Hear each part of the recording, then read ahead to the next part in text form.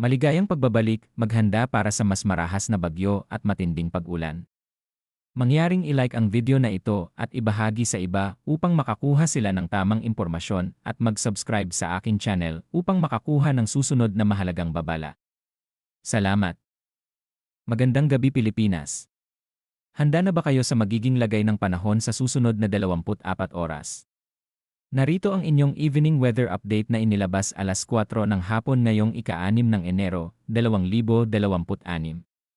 Alamin kung aling mga lugar ang dapat magbantay sa malalakas na ulan at pabugso-bugsong hangin. Sa kasalukuyan, patuloy na naapektuhan ng shear line ang silangang bahagi ng Southern Luzon.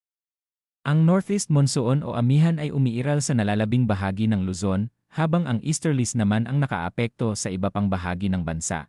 Para sa Bicol Region, Quezon, Oriental Mindoro, Marinduque, Romblon, at Northern Samar, inaasahan ang maulap na kalangitan na may kalat-kalat na pag-ulan at isolated thunderstorms. Dulot ito ng shear line at dahil sa katamtaman hanggang malakas na ulan, posible ang biglaang pagbaha at pagguho ng lupa, lalo na sa mga mabababang lugar at kabundukan, sa Basilan, Sulu, Tawi-Tawi, at Palawan. Makakaranas ng maulap na panahon na may kalat-kalat na pag-ulan at thunderstorms dahil sa throw ng low pressure area. Pinapayuhan ang mga residente na maging alerto dahil posibleng magdulot ito ng flash floods at landslides, lalo na kung magpapatuloy ang malakas na ulan. Para naman sa natitirang bahagi ng Eastern Visayas, inaasahan din ang maulap na kalangitan na may kalat-kalat na pag-ulan at thunderstorms dulot ng easterlies. Posible rin ang pagbaha at pagguho ng lupa sa mga oras na lalakas ang ulan. Sa Cordillera Administrative Region, Cagayan Valley, at Aurora, mananatiling maulap ang kalangitan na may panakanakang mahihinang pag-ulan dahil sa amihan. Sa ngayon, wala namang inaasahang malaking epekto sa mga lugar na ito, samantala, sa Metro Manila at sa nalalabing bahagi ng Luzon, bahagyang maulap hanggang maulap ang kalangitan na may isolated light rains dulot ng northeast monsoon at walang inaasahang makabuluhang epekto. Sa natitirang bahagi ng bansa, kabilang ang iba pang bahagi ng Mindanao at Visayas, inaasahan ang bahagyang maulap hanggang maulap na kalangitan na may isolated rain showers o thunderstorms dahil sa easterlies.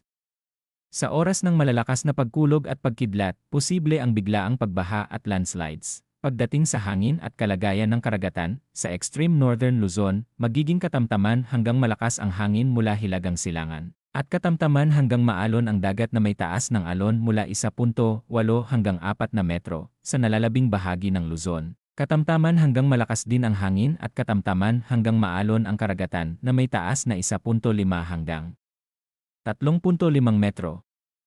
Sa natitirang bahagi ng bansa, mahina hanggang katamtaman ang hangin at bahagya hanggang katamtaman ang pag-alon ng dagat mula 0.6 hanggang 2.5 metro. Para sa naitalang temperatura, ang pinakamababang temperatura ay 23.6 na degree Celsius bandang alas 7 ng umaga, habang ang pinakamataas ay 28.6 na degree Celsius bandang alas 11 ng umaga.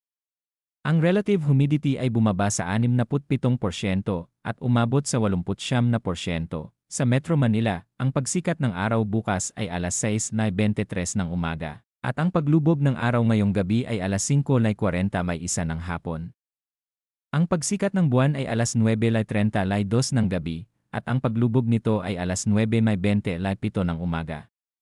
Ang liwanag ng buwan ay nasa 79%.